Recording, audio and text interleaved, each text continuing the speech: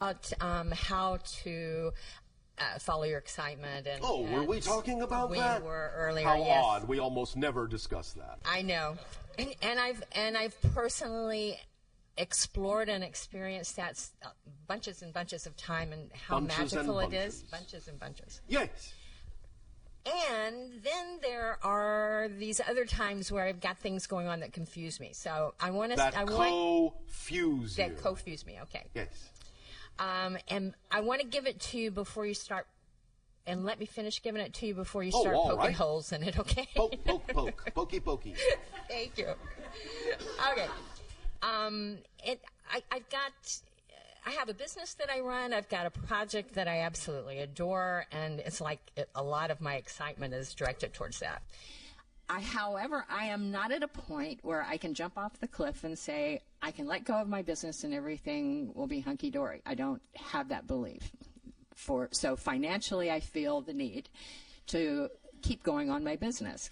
In my business, I have commitments. I have agreements that I've made with clients that I exchange, and this requires certain efforts on my part and time considerations. And then I have this idea of, well, I'd really rather be following my excitement right now rather than delivering this commitment or delivering this agreement, which in order to stay in business, I must do. Right? So. If you say so. Okay. Well, yeah, you're going to tell me. Okay. Or maybe. So I'm wondering how I can bridge this gap in a situation where I am in a co-creation that I have made agreements in, and I'm going to continue to be in that until I change. But then there's times when I really don't want to be fulfilling that agreement. I'd rather be doing this, but I know that in my integrity, I must fulfill that agreement to fulfill my integrity and do that other thing later, or, I'm not cool with my clients. So I would like you to shed some light on that for me, please, please, please. Click. Thank you. Oh, can I start poking now? You can poke. You have my permission to poke. Oh, all right. Thank you. Permission to poke. All right. Can you first illuminate for us if you actually have a specific idea in mind of what it is that you actually would prefer to be doing that you say excites you more than what you are doing? Yeah. I'm doing a project called the Pieces of Peace Project, and it's an exhibition that brings artists and scientists and behavioral experts and brings them together to give, the challenge is to give those who attend the event experiences of peace. Oh, all right. Thank you. Very exciting. Yes. This represents right now, in general, your highest excitement. Yes? Big time. Big time. Big time. Oh, all right. Yeah. Now, big obviously... Big event, so it's not like just go out and do it in 5 minutes. It's going to take a couple of years to pull it all together. Oh, all right, if you say so. Maybe. Okay, thank you. Thank you. Maybe. Okay. Have you ever heard us talk about the mechanism or the experience we call the threshold of believability? Possibly. It's where you allow yourself to imagine the thing that you say you wish to do in the most exciting way you wish to do it, and ask yourself if you believe beyond a shadow of a doubt if that can manifest within a certain amount of time. When you can answer yes immediately after asking the question, then you reduce the amount of time and keep reducing the amount of time and ask the question again until you suddenly find even the slightest amount of hesitation in your response to say yes. As soon as you find the slightest hesitation, you know right there that that's exactly how much time it will take according to your current belief system. And if you wish to reduce the amount of time, you have to find out by investigating your beliefs what beliefs you're holding on to that say it has to take that amount of time. Once you have addressed that belief and have integrated it, you can begin the process again, and you may find out that it will actually now take less time than you thought it would by having integrated that previous belief. And you keep going down and down and down until there are no more beliefs to integrate, And whatever time really is remaining at that point that you feel is necessary will be the natural amount of time it will take according to the belief system you believe it's important to hold on to for your growth and your process at that point. Does that make sense? In other words, you're saying what I'm comfortable with in the sense and of what works for you, and what and what is perhaps part and parcel of the theme that you actually need to explore with your current belief system structure. So if you're saying right now, I know beyond a shadow of a doubt that I can manifest this exciting thing absolutely no later than 2 years, yes, no problem at all. But then you ask, I know beyond a shadow of a doubt I can manifest this exciting thing within a year and a half, yes or no? Well, maybe. As soon as you hesitate, that tells you that that's how long it will take. And so you have to find out what would you have to believe is true in order for it to take that long. And many times you'll actually find that when you investigate the beliefs and integrate them and ask the question again, you'll sail right through that previous timeline and reduce it quite a bit. Because it is only the belief system that determines the timing of these things. Because everything is already instantaneously manifest. But then I only have so many hours of the day to And that's pull why this we huge say, thing and together. that's why we say, when you truly follow your excitement and act on it, you begin to realize that excitement is the driving engine and the organizing principle behind everything. So if you're really acting on your excitement and you act on it to the best of your ability every day, every moment, whatever it is you actually have time to do that day is all you need to do. And whatever you don't have time to do that day by following your excitement, you don't need to do that day. Wait a minute here. Yeah. I've given my word to people. I've accepted money from people. Yes. I have said I will do this for you and thank you for the money. Yes. So if I am going through tomorrow... Are we talking about your excitement now, or are we talking about the thing that you're just doing to bide your time? I'm talking about the thing that I'm doing to make money to support me. That's a different issue. That's Okay. not what we were discussing. Okay. What we were talking about was the thing that excites you the most first. We Okay. said if you act on your highest excitement, it is an organizing principle, and whatever it is you're capable of doing in the direction of your highest excitement Yes. in any given day will be sufficient for that day. Okay. Gotcha on that. Okay. In terms of doing other things you have said you will do, that's a different issue if you've laid out timelines in which you said you would do those things and made those kinds of commitments. Right. We're not talking about that. Okay. Now, Yes. nevertheless, the issue still is. If you believe that what it is you are doing, as you say, to support yourself, is what you believe you need to do, because right now you do not believe that the things that excite you can support you, then that's all well and good. And it's up to you to choose whatever it is that seems to be the most exciting thing you can do to support yourself with your belief system, and do it in the most exciting way you can. At least do that. While you are still choosing to do something you say is not fully representative of your excitement, at least do it in the most exciting way you can. Right. Otherwise, don't do it. Do Right. something else. Yeah, see, I was trying to Yes. take what you were saying in the earlier part, Yes. right? Yes. And then apply it to that situation, and Yes. it doesn't really work in that situation of my income producing Well, thing. it does when you apply it appropriately. If for instance, there are like certain actions that Give us an example specifically. I have to make phone calls to architects and designers and try to make meetings with them. Stop. Do you enjoy any of that? Sometimes. Why do you enjoy it sometimes and not other times? Because sometimes I'd rather be doing my project than doing Why that. do you enjoy it sometimes? Do you notice that when I asked that question, you answered the negative side first, even though I asked the positive question initially? I'm noticing that now. Thank you. Okay. Why do you enjoy it sometimes? Sometimes I really connect with the person that's on the other end of the phone, and we have a lovely conversation, and it makes me feel good, and I make them feel good. All right. What about the other times is not exciting to you? When somebody gets kind of testy and like get off the phone kind of a thing. Now, let me ask you a very important question, if I may. Please. Are you ready? I am. Are open. you sure? Yes. Thank you. Why do you allow others to determine how you choose to feel? Because I got this inner child issue. And what is that inner child issue? Feeling like she's unwanted. Unwanted. So you're saying you believe that that's absolutely true? No, I've been working with that issue quite a bit. So you are lying. What do you mean?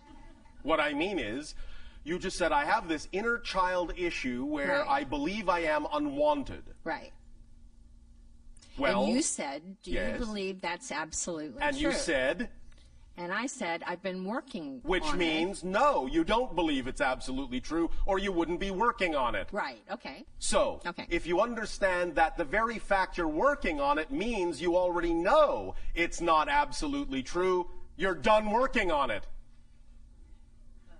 Because you already know it's not absolutely true. Well, that's great, except I still have the feeling. Because you keep choosing to buy into it again.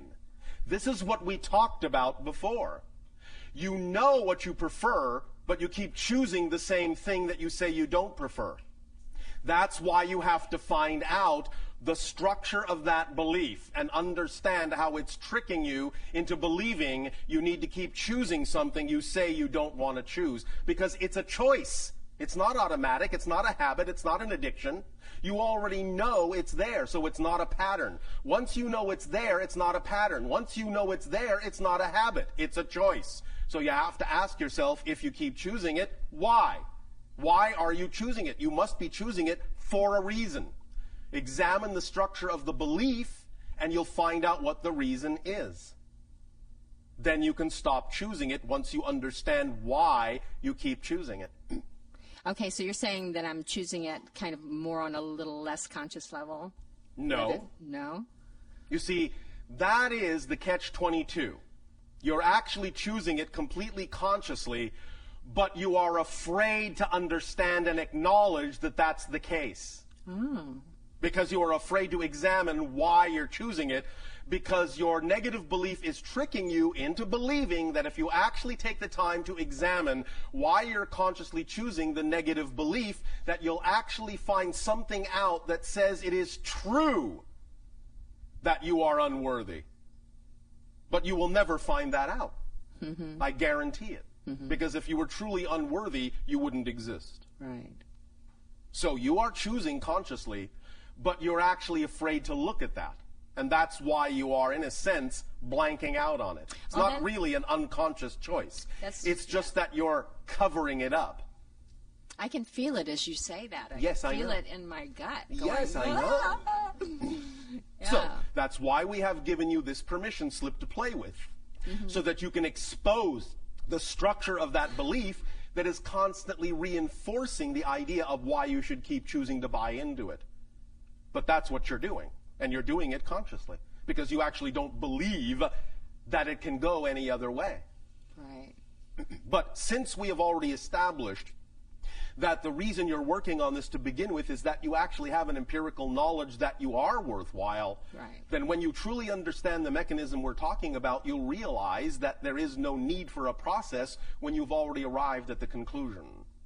Many of your people are simply going off of the belief and the definition that when you discover a habit, that's the beginning of the process of changing the habit. It's not. When you discover a habit, you don't have it anymore. That's the end of the process. And if you understand that and define it that way, you will no longer experience any ramifications of that habit. But as long as you hold on to the idea that discovering it wasn't sufficient, that there is still something lacking within your ability to understand and absorb that, then you will continue to create a process for yourself. And that's all well and good, but I'm simply saying you don't have to. So that's up to you. But use the technique that we have discussed today, and you will find that it will help you. All right? Yeah. Yes. Thank you. Yeah. So on back to the question of the working the business thing, Yes. and sometimes enjoying it and sometimes Yes. not, and sometimes like really being pissed off because I can't do what I really want to do Yes, because well, I got to do this. you need to stop being angry with yourself, first of all. The only way you can change what is to accept and own what is as your creation. Right. And stop being angry at yourself for having created it. As long as you are angry at yourself for creating what you have created, you will never, ever, ever transform it because you're not willing to own it. You constantly push it away as if it has nothing to do with you. You cannot change what you do not own. You're right. Yeah, I can see know. that. I mean, I know. Sorry. I know you're right, but I see that. I see that you're right. Thank you. So. Okay. Allow yourself to be kinder and nicer to yourself because you deserve it. Right. All right? Mm-hmm. Thank you. Great. Thank you for that. And then Sean Randall asked me to ask you a question, friend of Daryl's. Yes, we know who Sean is. Okay. Wasn't totally sure. Her question was, in 2012, yes, there's some attention going to solar flare activity. Yes. And she was curious about what, if you saw any unusual solar flare activity happening during that time. We will say, in a sense, that all that needs to be understood right now in delivering an answer to that question is what we said last night of your time regarding the whole 2012 scenario. Mm-hmm. So, she can refer to what we have already said, and that will be a sufficient answer for that question. Thank you. Thanks, Bashar. Hi, Bashar. And to you, good day. We have a question from our News for the Soul listeners. All right. This question is...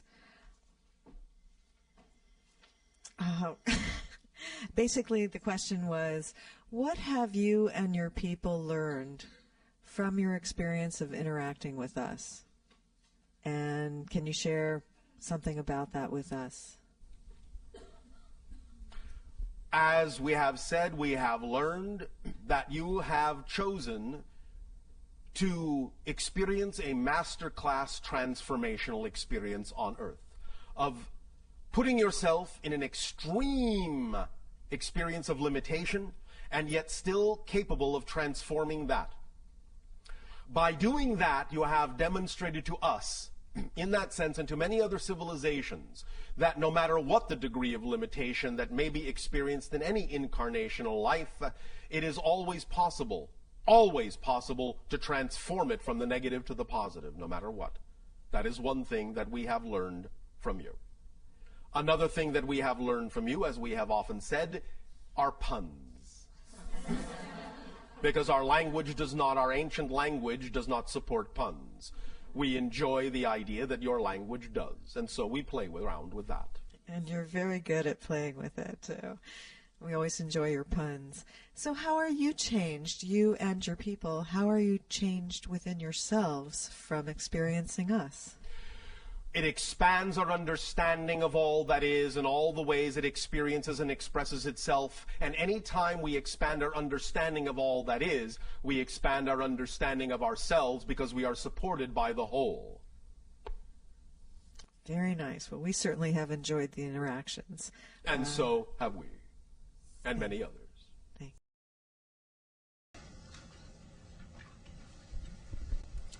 Hello and good day, Bashar. And to you, good day. Thank you. I just want to tell my experience and see what you... Speak up and be bold so that all may hear what you have to share. In 2004, Yes. I think I was in Baton Rouge, Louisiana around then. You think? No, I was. All right. You are en route to? No, I wasn't en route. I was at work, actually. You were at work? Yeah. All right. And I had an experience where out of the nothingness, this pure intelligence came out. Yes. I can't describe it. Yes. All I can say was pure absolute consciousness. And what was the effect of this experience? Well, I noticed that myself inside of it, my I am presence, it was like me looking back at myself. Yes. But it was much greater than me. Yes. And because you were in touch with more of the all that is. And I just want to, was there a reason why I experienced that, or no, none whatsoever. Are you exploring the idea of the expansion of consciousness? Yes, I am. Well, wouldn't that be reason enough to have that kind of an experience as part of that exploration? Yes, it would. Yeah. Well, does it have to be more complicated than that? No. Is that sufficient? Yes, yes. Are you sure? Yes. All right. Does it feel good? It feels really good, yeah. All right. Do you want to expand some more? Yes, I would. Well, then you can expect to have more experiences, can't you? Yes, of All course. right. Does that feel good too? Yes, it does. All right. Does this help? Yes, it does a lot. Is there anything else you wanted to talk about? Yes, one more thing about the photon belt. Yes. Do you know when exactly our solar system is gonna? It's not really the kind of phenomenon that many of your people think it is. It's simply the leading edge of the collective consciousness wave that represents the crossing of a threshold expressed in electromagnetic terms in your physical reality. Do you understand? You're crossing through it now. 2012 represents the threshold point of critical mass. Oh, I see. Okay. Does that help? Yes. So where are we? Just that. Okay, I understand. It's the leading edge of the collective consciousness that desires a shift.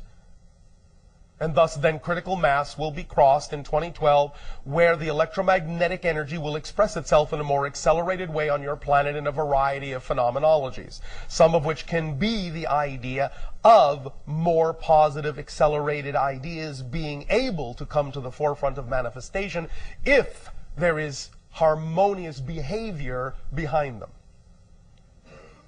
Does that help? Yes, it does. Well, thank you. Thank you. We will now, at this time, suggest that you take your refreshment break. At the same time, you will also be playing a little game. So while you take your refreshment break, write down at least 5 things you absolutely know for a fact, without question. Absolutely without question. 5 things you know for a fact. You can start with I am. I'll let you cheat a little bit. But at least 5 things. 10 if you wish. But 5 things you absolutely don't question that you know. That come from a state of knowingness. And it can be anything. It can be, I absolutely know my dog loves me. As long as it's something you absolutely know without question. At least 5. That is your assignment during your refreshment break. We will discuss some of those when we resume contact. Enjoy. We will resume contact in 1.5 of your hours. Good day.